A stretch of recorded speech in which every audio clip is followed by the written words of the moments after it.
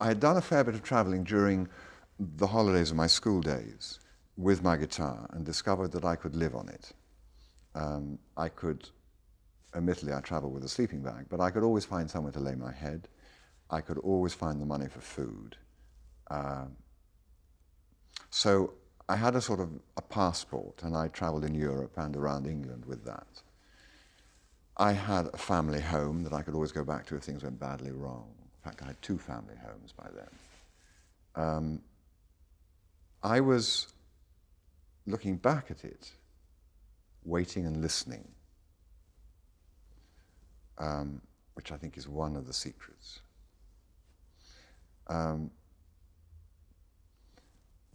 I then had a walk with my father on Hampstead Heath. He lived in London, in Hampstead at that time. And I said, I think I want to try to be an actor. And he said, oh God. He said, I don't think it's very, he said, if you look at people who are actors, they tend to have an awful lot of marriages and they don't seem to be very happy. But why he was a great father, by then he'd failed with my brother, who was off sailing in some boat around the world, trying to find the secret of what I know not, and still is, strangely enough. So my father, I think, was quite keen that I wanted to do anything. And he said, well, I don't recommend it, but I would say to you that if you don't try it, you'll never know, and you'll always resent me for not supporting you. So see if you can get a job. So I got a job off the back of a newspaper as what they called an acting ASM, I think it was called, an acting assistant stage manager in a theatre in Canterbury, a rep theatre. Small wage, but just enough to get by on. And I made props, and I walked on, and I changed scenery. And I realized that I just loved it. Not the acting, I wasn't acting. I liked the theatre, I liked the people, I liked the time that we worked. Now looking back, I see what I was doing. But at the time, I didn't know. You never know at the time. What I was doing was finding a way not to have to be stuck with any of the sort of people I'd been educated with, but finding a way of creating the life of a gypsy, really, of being able to move from camp to camp, singing around the fire, getting to know those people, and then moving on, maybe with some of them, or maybe not, to another place, but never being, I think I was educated always, a career seemed to me something rather like a prison sentence. That was how I viewed a career, that I would start at the bottom, and I'd work my way up the ladder, and then I'd retire, and after a little bit I'd die. And I thought, there's nothing I want to do like that, really, nothing I want to do enough. But I'd read a lot of autobiographies of actors, from Burbage, Shakespeare's leading man, through to Charlie Chaplin, Noel Coward, and all the people in between. That was while I was at school, under the notion that I was collecting them, but with no knowledge as to why. But in fact, a lot was, you don't collect things without a reason. And a lot of their lives soaked into me and their attitudes. And to be an outsider seemed to me to be very, very attractive. I see an actor they are privileged in that they can, at their best, stand beside the king's ear and tell him, you ain't got no clothes on, chummy, and get away with it. I think that's what we should do. I always worry in this country when actors get knighted and lauded and decorated. No. Stay away. Stay away. Keep behaving badly. Keep stirring the mud.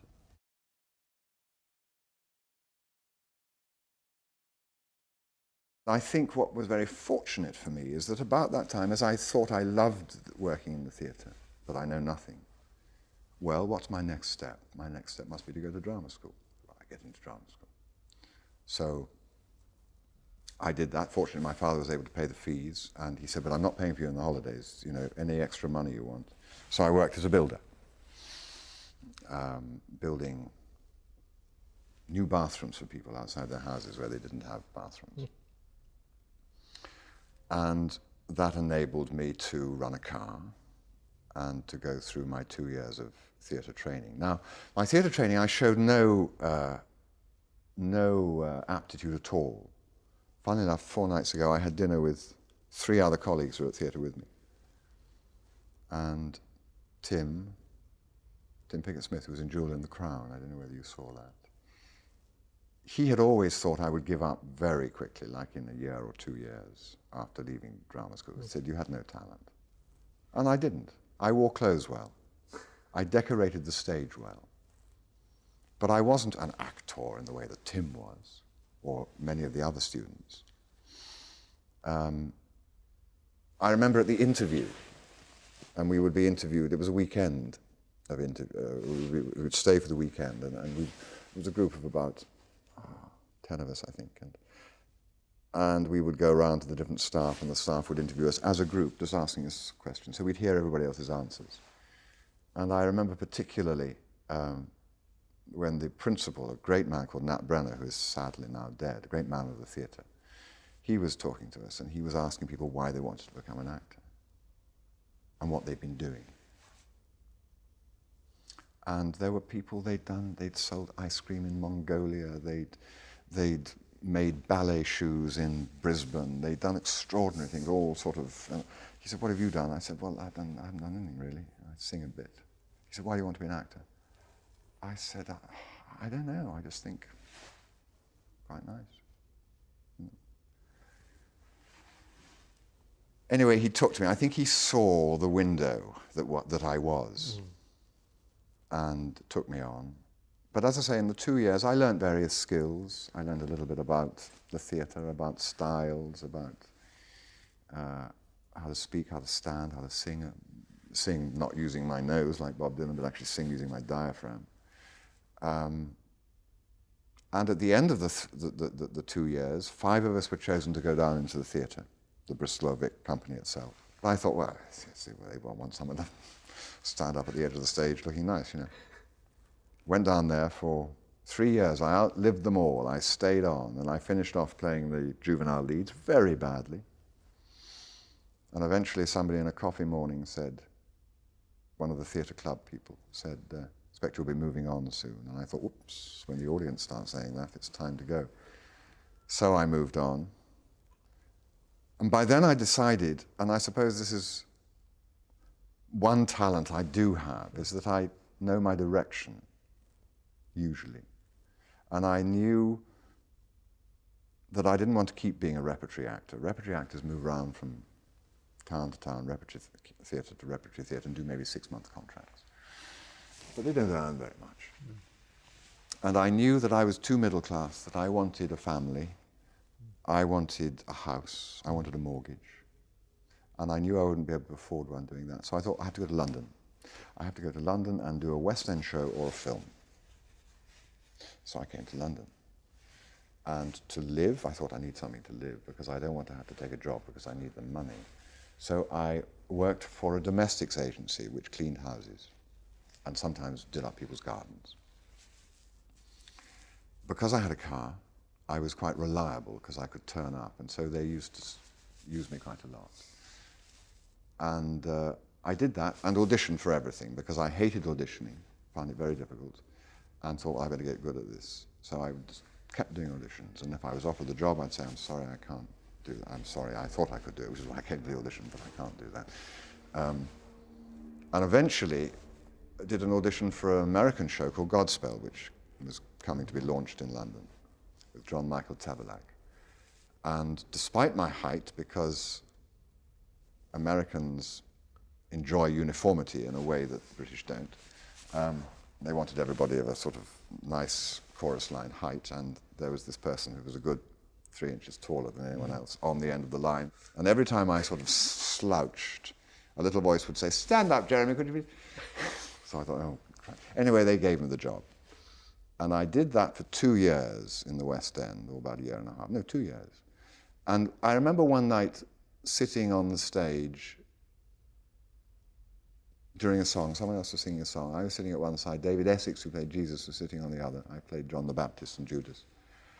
And I thought, you know, I slipped these shoes on, these theatrical shoes on, without a lot of thought, but they fit me like kid gloves.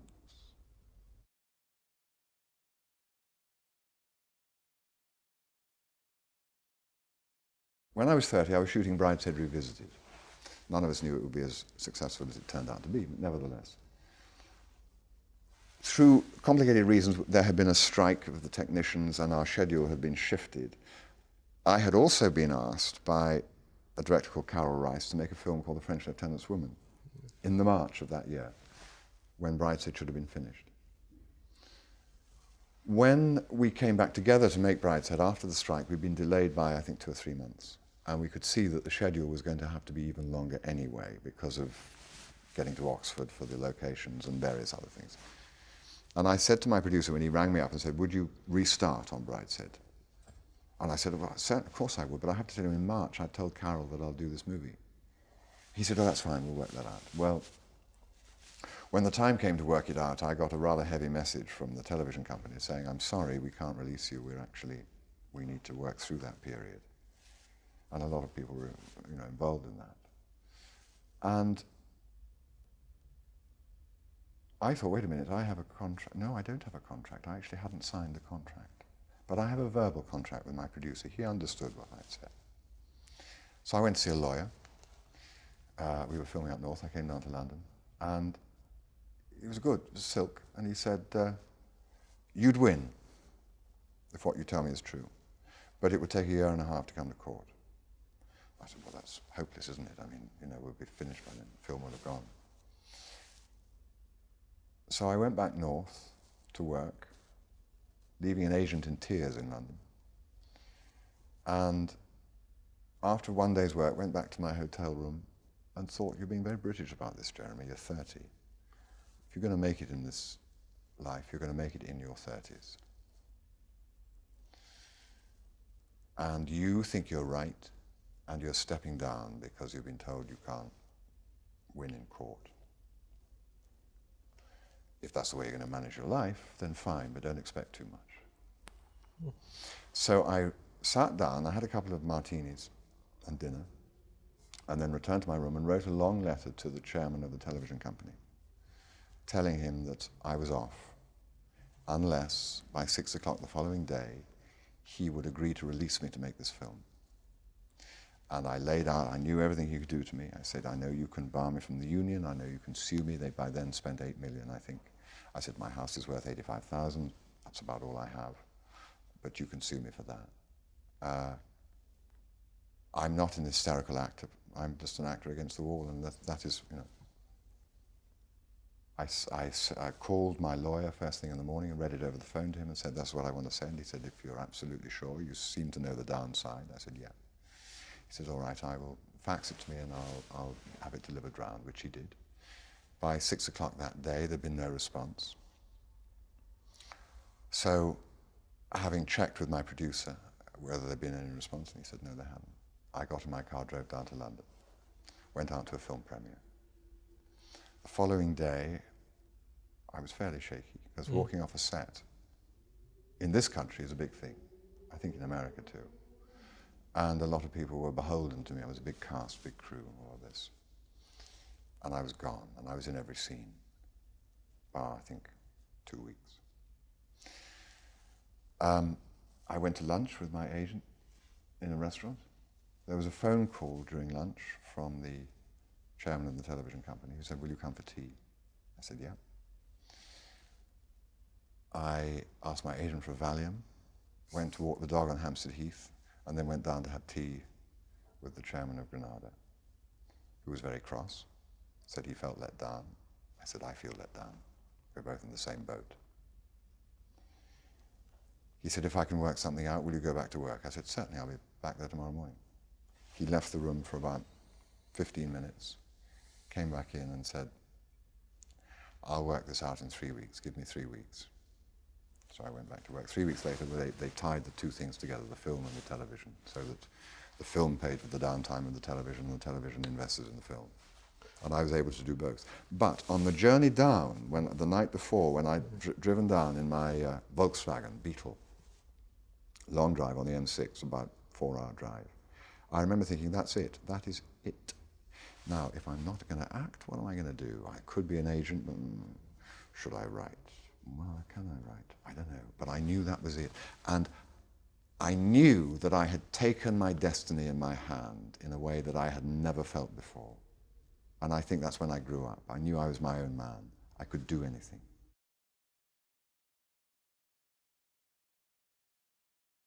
Age 10 or 12, he's going to boarding school in the Isle of Wight, which is, I suppose, with a boarding school around 10 or 11 miles from where his home is. Mm-hmm. But in those days, and the Isle of Wight is, of course, down at the bottom of England, just off Southampton, named by the Roman Vectis, and in fact the buses are called now Southern Vectis, so that's nice to keep a bit of Latin going. An island off an island, and a trip to the mainland was a big event and happened maybe once a year, although now you can get across in a speedboat in 7 minutes. But then it was a long way away, and I was brought up in a house that was a converted stable block with a garden leading into a field, leading into a wood that led to the harbour, where we would keep 3 boats. So in the holidays, when I was back from my boarding school, I would ride ponies.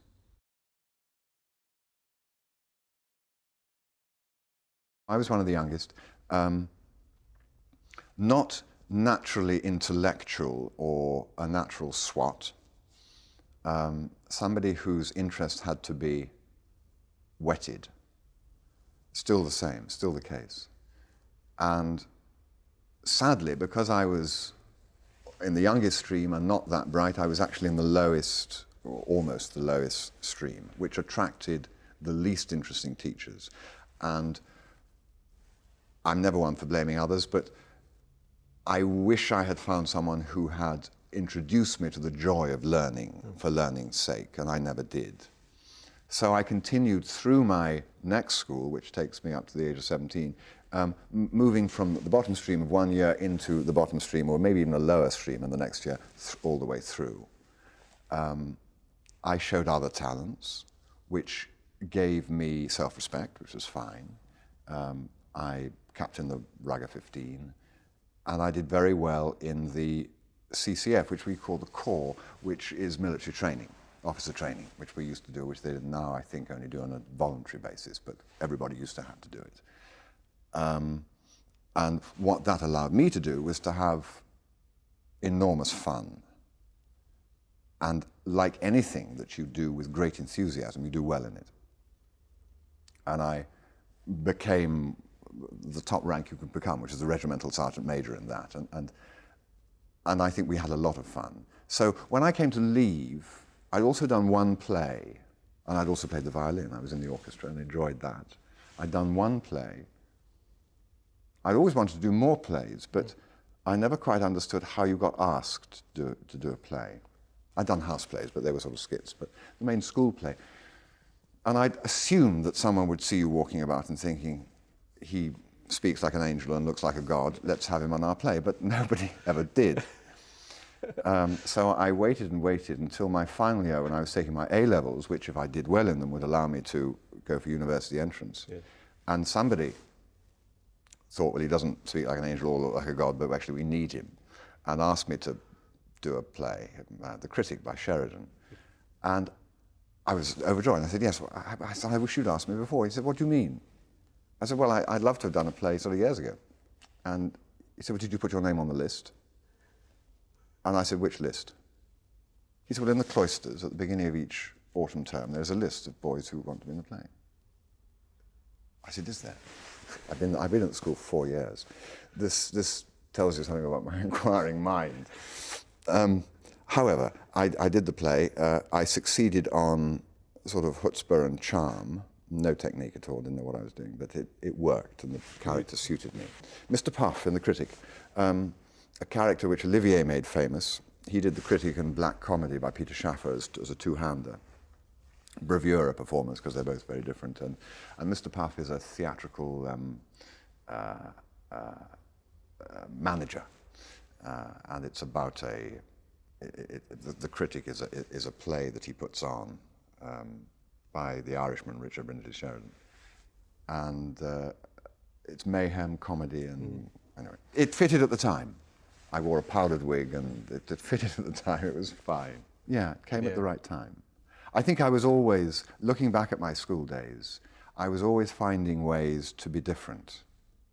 I think I've always had, and I don't think it's an arrogance or a I don't think it's a bad thing, but I've always had a very strong sense of self.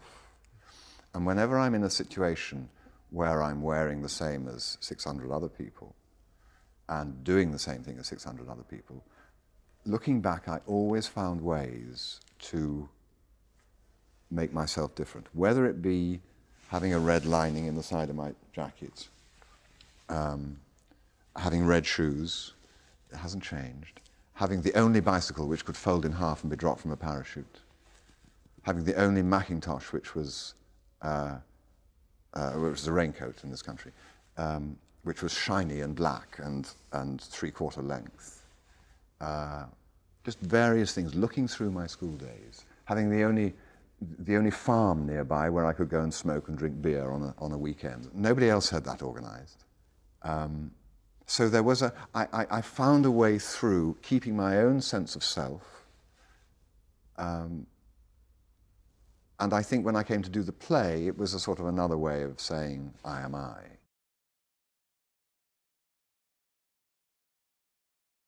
When we lived on the Isle of Wight, we had a great friend called Dennis Danby, who was a vet, and he had a practice in London in the weekdays, and he would come down at the weekend and practice on people's dogs and horses and hunt, and lived in the country. And I looked at this, and I liked him, and he bought me a couple of books, a veterinary dictionary and also a little case book, both of which I still have. And I thought, that's a great life. You know, he has London, he has the excitement of that, he has the money earner of being a vet in London, and yet he has his life in the country. He's with animals, he has his weekends here, and he's a nice man, and I'd like a life like that. However, I wasn't very good at the sciences, or didn't have a lot of help in the sciences or something, but certainly didn't sit science for my A-level. And when I came to take my A-levels, I didn't get a good enough result to get to university. This didn't worry me at all, but it meant that, I suppose at age 15, I transferred into the English and the arts, that side of education, and knew that veterinarianism, the veterinary life, was not for me. My sister was a great horsewoman. Well, she wasn't a horsewoman, but she was a little girl who liked horses. She's four years older than me, so she was hitting puberty around 10 or 11 and losing interest in the horses. And so I began to have to exercise them more and more, which suited me because my taste was and still is to go off in a solitary manner with something I can communicate with, whether it be a boat, a dog, or a horse. So I would do that, either sail or ride the horses. My brother and sister were both older than me, one 4 years, one 6 years older. I was the youngest, the ewe lamb, the one who always got away without doing the washing up. And we would meet in the holidays. We went to separate schools because we were different ages. My father worked hard in the aircraft industry. He was a CPA and would come home more and more infrequently. He was about to leave my mother, which he did at the age of 15. I later learned that he'd wanted probably to leave, I think, when I was around 1, but had reckoned to stay around so that I, would have a father around, which is nice of him. And so he was away a lot, traveling, working. My mother, who had worked during the war as an ambulance driver, but had not worked after that, looked after us. And by that time we had no au pair, because I was, being the youngest, was now old enough to go away to boarding school. So we had our dogs, we had the ponies, we had the boats. It was an idyllic childhood. And I was just at the age of 12 coming up to leaving that school and going on to, at 13 we changed schools in this country, going on to another boarding school in another part of the country.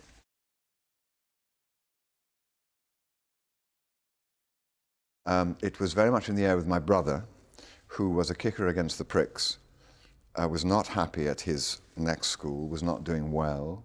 I think probably looking back was mildly dyslexic, but nobody in those days knew about that. He had difficulty learning, but had a very strong will. So was not doing particularly well at school, and indeed left at about the age of 16 to go to a crammer's to try and get some qualifications. For what, who knew? My father was very keen he'd go into the Navy, but his eyesight wasn't good enough, so how about the merchant Navy?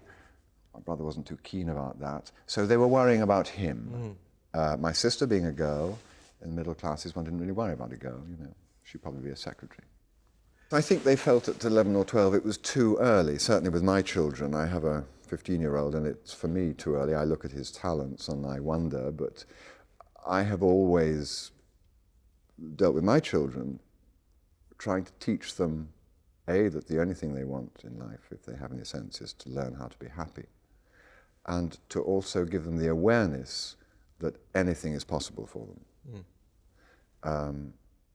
That's putting a big responsibility on them, because then they have to decide. I envy children who know that they're going to become a doctor, know they're going to go into the forces or whatever.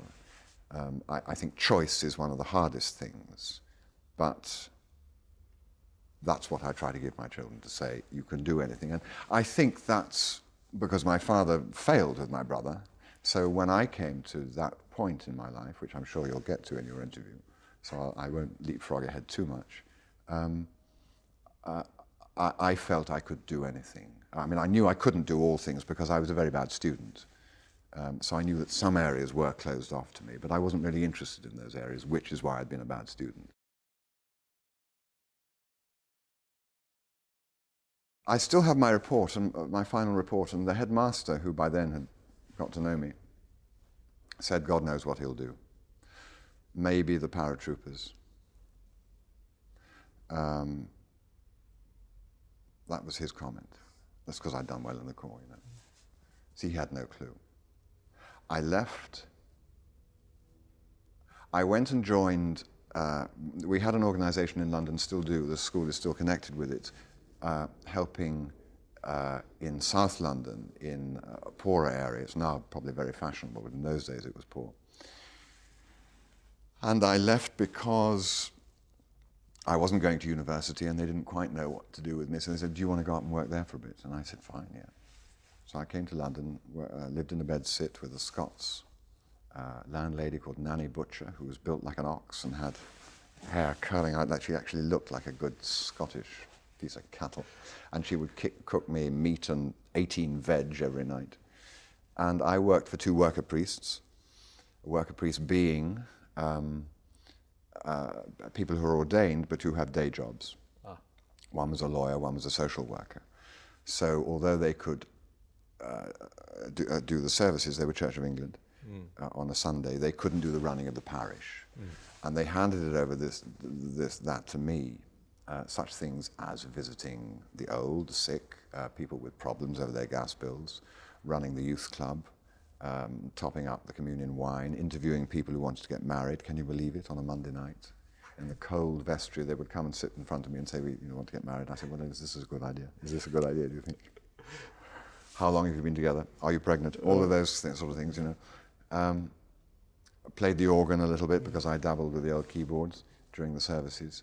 But most importantly, running the youth club. And I remember a moment where I'd thrown out a rival gang who had tried to take over the evening. We had Sunday night dances. And I threw them out, and they set upon me, quite rightly.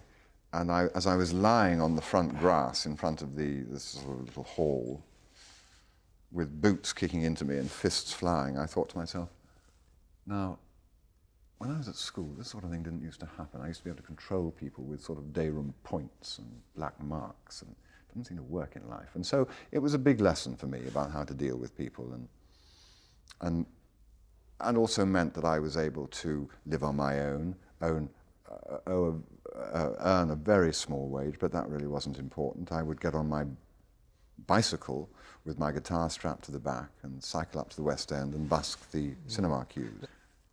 I have to say I look back at the 60s when I see it reported and think, I missed all of that. But I think I didn't have the right sort of... I wasn't really in the swing of it. I wasn't in Chelsea. I wasn't in the King's Road. I was down in Peckham, earning £2.10 a week. But nevertheless, and also, of course, I was 17 when everything seems a bit like the 60s. You know, I mean, when you're sort of finding out about things and daring yourself to be as naughty as you can. But yes, you're right, that was the 60s. We were looking forward to every Beatle album that came out, and the Stones albums. But when you live in eras, you don't appreciate them for what they are, do you?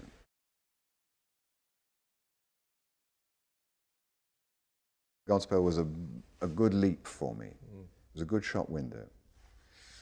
And although it pulled things out of my nature that weren't particularly good, in that I have a sort of insecurity and a desire for perfection, which when mixed is somewhat volatile. So what I was able to do with that show, there were 10 of us, is we all developed into a very frank group, and we could speak eye to eye with people and say, what you're doing there is rubbish. We've got to do better than that. That's terrible. It's lazy. It's, you know. And we finally were able to talk to each other like this. I've always tried, since then, whenever I work with people, to speak like that. It's very difficult, especially now when I'm working with film stars who are equally sensitive about their talent and about, you know, what they can give, and who, I think in the American tradition, it's probably because American actors don't come out of company theatre in quite the same way that English actors do. There is more a defensiveness, a pugnaciousness towards each other. A good performance to an American actor would be a threat. For me, it's joy, because I know that if I'm to play tennis, if I play with Ivan Lendl, my game is going to look better than I play with my mother. So the better my partner or my opposition, however you like to think about it, the better my game. I love and I feed off that. And sometimes I have relationships with actors where that happens. Glenn Close and I have worked a lot together, and we are always keeping each other on our toes, saying it's got to be better than that. You know, that's not the answer. And I think many good actors are like that. Meryl Streep, she's very frank with me, and I'm able to be frank with her.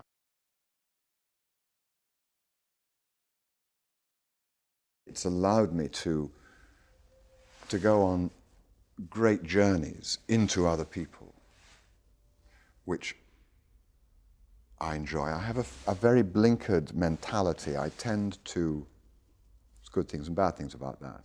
I tend to see what I'm after and go for it, and everything else doesn't exist, which is very useful when you're creating a character or when you're acting in front of a camera with 100 people, you know. It's quite difficult for those who live with you, who suddenly don't exist, like your wife or your children or your secretary, you know. But they're used to it now.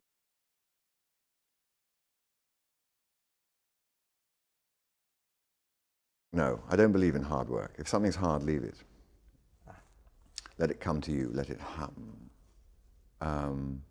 Now, the decision to play a role is halfway towards understanding the character, because you empathize with it, that's why you want to play it. I think I would not be described as a character actor in that I don't take on characteristics which are very alien to me. I sometimes put on things like when I play Klaus von Bülow, I changed the way I look and the way I sound because that man was living and I had to make some attempt to look and sound like him. But let us take him. My chief desire when I played him, and I was not keen to play him because he was still alive, and I felt that was somehow rather tasteless.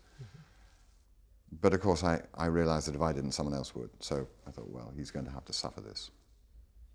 But I couldn't get my head round him at all. And I had, what evidence? I had 2 interviews he gave, one with Barbara Walters and one with somebody else, on video, which I watched and watched and watched, just to sort of try to, not to be like him, but to try to understand him. I read his court journals. I looked at the photographs of him, many as I could find, and couldn't get inside him at all. Until I suddenly thought, now wait a minute, my father was an honourable man. If he had either done or been accused of doing what Klaus, which perhaps could have happened, how would he deal with it if he was interviewed on Barbara Walters? He'd probably deal with it rather like Klaus. He'd use charm, and he'd use a sort of English reserve. But I'm very like my father. So maybe, and that was my way inside him.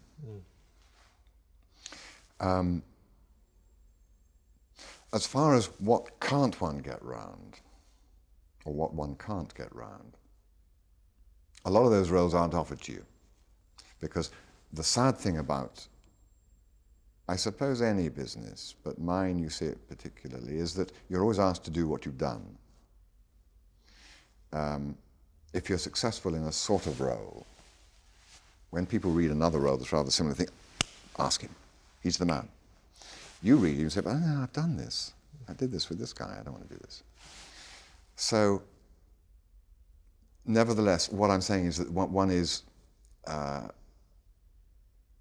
one's parameters are constantly narrowed by one's success.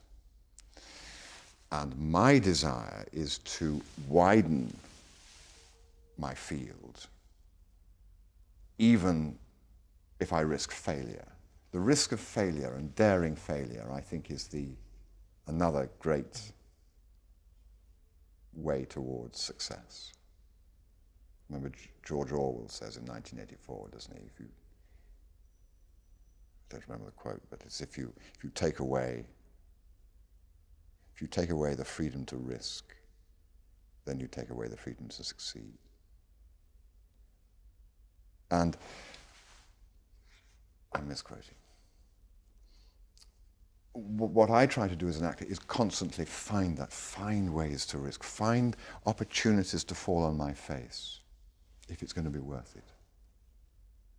And then maybe I'll surprise myself. But what I'm being offered as an actor, because I'm now successful, I'm now known, is more and more of the same. And when people know me, for instance, they say, why don't you do more comedies? And I said, because I've never asked him, because on film I look quite serious, and because I have a reputation for being able to provide an interior life and all that sort of thing. I'm sure that Steve Martin, would love to be where I am, and I would like to be maybe more where he is as far as the comedy stakes are concerned. So certain roles are not offered. And if there are scripts I read and I think, no, I'm not interested. I'm just not interested in that. I don't believe it, or it's not an area I'm interested in. But never if it's a good story and a well thought out character would I say that. Unless it was something I had never done, something that I'd done before. That's the other thing I sidestep, as I mentioned earlier. I like to try, both for my own interest and also for the audience, I try to put my footprint where it has not been before. I did a season in Stratford, and I opened with Leontes in The Winter's Tale, who has to be one of Shakespeare's hardest, I think. I always feel that he said to Burbage after he played Othello, right, you've done jealousy, now I'm going to give you jealousy with no reason, just play it, come on and play it. And I'd been off filming maybe for too long, and I came back and I didn't have the wherewithal to embrace him in time for the critics. So I got pretty mauled doing that, and I thought, well, great, I've got time to learn. But one also knows that for 10 people who've disliked something that you've done, whether it be a film or play, there will always be 10 who like it. And the great I was going to say antidote for my business is that most people, being fine-natured, will tell you that they've enjoyed something. If they haven't enjoyed it, they don't tell you. So that you tend to be sort of cotton-wooled as an actor from the actual truth. But I know, looking at my work, I think I know the true value of it, which is usually about 40% of what I'd hoped I would achieve. Which is fine. It gives me something to go, try to learn, to improve. But I do think it's terribly important, and I live in a world where one is constantly being misled, either by the length of one's limo, or the size of one's face on the screen, or the kind remarks of people that surround you. And I know that they are constantly telling you lies about the true nature of what you do. I think that's very important, because when I work on the screen or work on the stage, if I'm not in touch with truth, my true self, my true feelings, the true importance or non-importance of what this skinny 6'1" frame is about, then I'm lost. I can't, how can I, I'm an instrument. I'm hopefully a Stradivarius, but maybe a lesser make. But if the sound I make is not pure, if it's been misled by a misunderstanding of one's importance in life, then you're in trouble, I think. I would be in trouble.